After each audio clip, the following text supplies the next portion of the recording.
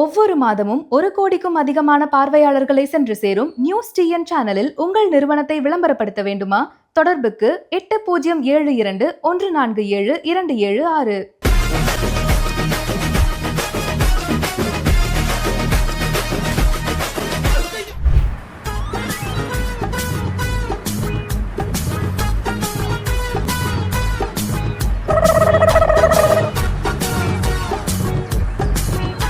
நல்லா உள்ள கிள்ளி போறோம்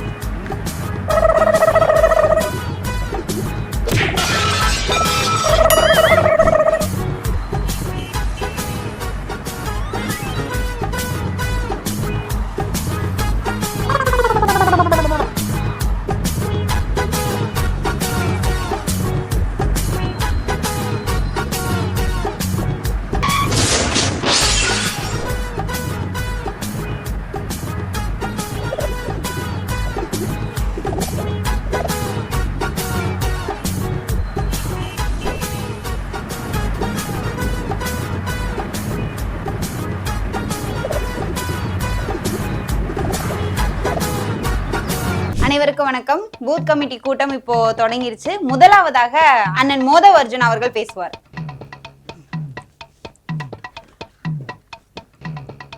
இன்னைக்கு காலையிலேயே தலைவர் வந்து என்னை பார்த்துட்டு என்னை கேட்டாரு, இந்த கூட்டத்தெல்லாம் வச்சு அணில் கூட்டத்தை வச்சு என்ன பண்ண போறோம் அப்படின்னு. 2026 இந்த கூட்டம் என்ன செய்யணும்னு நீங்க பார்க்க போறீங்க. ஏன்னா ஆளுங்கட்சியை பத்தி நான் ஒன்று கேட்குறேன். உங்களை மாதிரி நாங்க இல்லை. நாங்க ஈடி ரைடுக்கு பயந்தவங்க நாங்க இல்லை. நீங்க தான் ரைடு வந்தா பயப்பட வேண்டியிருக்கு. ஆனா நாங்க இல்லை. ஒரு நல்ல ஒரு 2-3 உதாரணம் சொல்றேன், கேளுங்க. தலைவர் வந்து டைகர் படம் தானே, டைகர் படம் தமிழ்ல அந்த பேர் மாத்திக்கோங்க. அந்த படம் ஷூட்டிங் எடுத்துக்கிட்டு இருக்கும் போது ஈடி ரைடு வந்துட்டாங்க. அப்ப கண்டுபிடிச்சிட்டாங்க 5 கோடி வரைக்கும் வருமான வரி கட்டலன்னு. அன்னைக்கே அரெஸ்ட் ஆகி உள்ள போயிருக்கணும். அப்பவே அவர் தைரியமா என்ன சொன்னார் தெரியுமா? வீரமா சொன்னார், என்ன மன்னிச்சிருங்க, 5 கோடி வரி நான் கட்டிடுறேன், இனிமே ஒழுக்கமா கட்டுறேன்னு அன்னைக்கே தைரியமா எதிர்கொண்டாரு அன்னைக்கு ஈடியவே. அது மட்டும் இல்ல, இந்த வாத்தியாருக்கு இங்கிலீஷ்ல என்ன மாஸ்டர் ஏதோ ஒன்று சொல்லுவாங்க, அந்த படம் ஷூட்டிங் அப்ப நெய்வேலியில ஏதோ போயிட்டு இருந்துச்சு. நீங்க இது வரைக்கும் ஹோம் அரெஸ்ட் கேள்விப்பட்டிருப்பீங்க, ஜெயில் அரெஸ்ட் கேள்விப்பட்டிருப்பீங்க, கார் அரெஸ்ட் கேள்விப்பட்டிருக்கீங்களா? அப்பவே தலைவரை பண்ணாங்க. ஒரு இனோவா கார்ல 2 பக்கம் ஆள் உட்கார வச்சு முடிச்சிட்டாங்க. எல்லாத்தையும் விஷயத்த சொல்லுங்கன்னு. அப்பவும் அவர் வந்து தைரியமா என்னன்னா நான் பண்ணிடுறேன், இனிமே இப்படி நடக்காதுன்னாரு. இதெல்லாம் ஒரு எடுத்துக்காட்டு கிடையாது. அவர் விலை உயர்ந்த கார் ஒன்று வாங்கினாரு. அந்த வாரிசு அந்த படத்துல கூட அந்த கார் அப்படி வந்துட்டு போகும், ரோல்ஸா ஏதோ ஒன்று.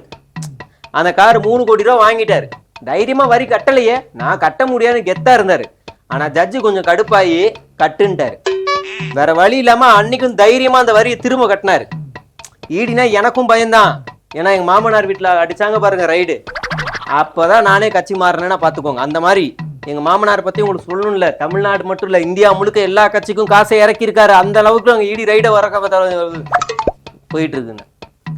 அப்புறம் இன்னொன்னு சொல்றேன், மற்ற கட்சி மாதிரி நாங்க போராட்டத்துக்கு பயந்தவங்க கிடையாது. சும்மா அந்த 9 மணிக்கு வந்து போராட்டம் பண்ணிட்டு 6 மணிக்கு அரெஸ்ட் ஆகி போற அந்த கூட்டம் கிடையாது. நாங்க தைரியமா சிறைக்கு செல்லக்கூடிய பகத்சிங் அந்த மாதிரி வாரிசுகள். நாங்க சென்னை அமைந்தகரையில் போராட்டம் நடைபெற்ற நிலையில் அனுமதியின்றி போராட்டம் நடத்தியதாக காவலர்கள் அவர்களை கைது செய்ய முற்பட்ட போது ஒரு பிரிவினர் இனிமே நாங்க வந்து தடியடியை வந்து தாங்குவோம்.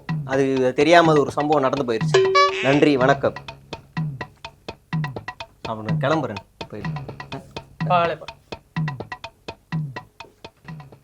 வாழ்த்துரையாடிய அண்ணன் மோதவ் அர்ஜுனாவிற்கு நன்றி. இப்போது அண்ணன் மோனந்த் அவர்கள் பேசுவார்.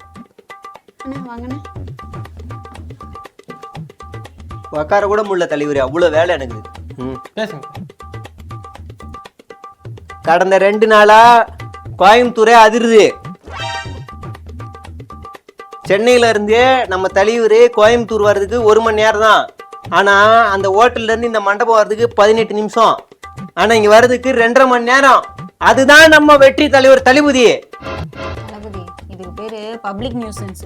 அத பெருமையா பேசிட்டு இருக்கு. இந்த கூட்டத்துக்கு ஒருத்தர் கூட 1 ரூபா கூட கொடுக்காம தான் வந்துக்கிறீங்க. சத்தியமா ஒருத்தர் கூட 1 ரூபா கூட கொடுக்காம தான் சத்தியமா வந்துக்கிறீங்க. நம்ம வந்து ஒரு இந்த 2026 தலைவரை இதே மாதம் இதே நாள் அடுத்த வருஷம் நம்ம முதலமைச்சரை உட்கார வைக்க போறோம். அதுதான் நம்மளோட இழுக்கு. புரியுதுங்களா? நான் இன்னொன்னு சொல்லுறேன், இப்போ நம்ம ஒரு தொகுதியில 80,000 வீடு இருக்குது. அந்த 80,000 வீடுல ஒரு ஓட்டு வந்துச்சுனாலே நமக்கு வந்து 80,000 ஓட்டு வந்துடும். ஒரு அம்மா என்னாண்ட வந்து சொல்லிச்சு, என் புருஷன் என்ன யாருக்கு வேணா ஓட்டு போட்டோம், ஆனா நானு இவருக்கு தான் ஓட்டு போடுவேன்னுச்சு. அது நான் கணக்கு வச்சு பார்த்தேன். அப்ப 80,000 வீட்டுல 80,000 ஒரு ஓட்டு வந்துச்சுன்னா 80,000 ஓட்டு வாங்கிடுவோம். நாம தான் ஜெயிக்கிறோம். சரிங்களா? அப்புறம் உங்க ஒழுக்கம் என்னான்னு நம்ம தலைவருக்கு தெரியும். நீங்க ரொம்ப ஒழுக்கமா இருக்கணும். சேர் ஏன் எடுக்கிற?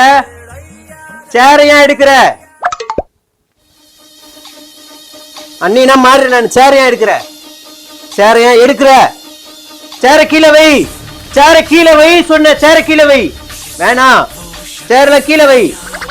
சேர கீழே வை. அங்க ஏன் கரண்ட் பாக்ஸ்ல ஏறுற? எலக்ட்ரிசிட்டி அங்க இருக்குது. அங்க எலக்ட்ரிசிட்டி பாக்ஸ் இருக்குது. இறங்கு. நண்பா அந்த பக்கம் போகாதீங்க நண்பா, கீழே இறங்க. அங்க ஒயர்லாம் போகுது, அங்க போகாதீங்க. அப்படியே இந்த பக்கம் வந்துருங்க. ஒரு 3 மணி நேரம் நான் உங்க கூட தான் இருக்க போறேன். இந்த பக்கம் வந்துருங்க. பின்னாடி வந்துருங்க. எல்லாரும் பின்னாடி வந்துருங்க. சாஃப்டா சொல்லுங்கண்ணா. உங்க ஒழுக்கம் என்னான்னு நம்ம தலைவருக்கு தெரியும். நீங்க என்னன்னா இந்த 2 நாள் கூத்தடிச்சிருக்கீங்கன்னு எல்லாம் தெரியும். சாரி, நல்லா ஒழுக்கமா இருந்துக்கிறீங்க. நல்லா பண்ணணும். சரியா? நன்றி, வணக்கம்.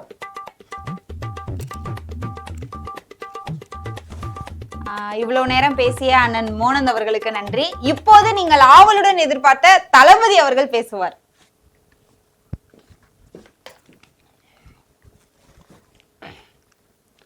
என் நெஞ்சில் குடியிருக்கும் கோய மக்கள் உங்க எல்லாருக்கும் வணக்கம். மத்த மாவட்டத்துல யாரும் குடி இல்லையா? அதாவது இந்த பூத் கமிட்டி மாநாடு இது எதுக்கான மாநாடு அப்படின்னா, நீங்க ஓட்டுக்கான மாநாடு, ஓட்டு நம்ம சேகரிக்கிறதுக்கான மாநாடுன்னு நினைக்கிறீங்க. அப்படி கிடையாது. அப்புறம் பூத் கமிட்டினாலே ஓட்டுக்கு தானே.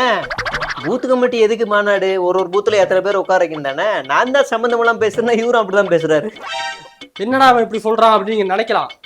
இது வந்து நம்ம மக்களை டைரக்டா சந்திக்கிறதுக்கான ஒரு கூட்டம். நம்மளோட தொண்டர்கள் எல்லாரும் மக்களை போய் நேரா போய் பாருங்க. புரியுதுங்களா?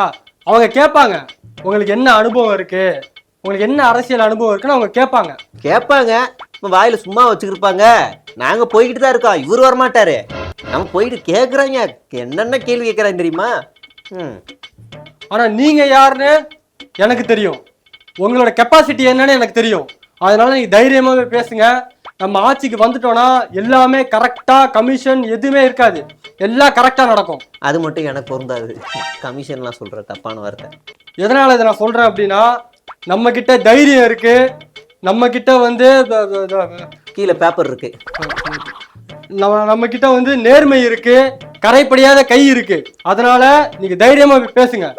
மீண்டும் சந்திக்கும் வரை நன்றி, வணக்கம். ஆமா, வாரத்துக்கு ஒரு வாட்டி வந்து பேசினா நல்லா இருக்கும். வருஷத்துக்கு ஒரு வாட்டி பேசுறாரு. ரோட் ஷோ போகுமா? போயிடலாம்.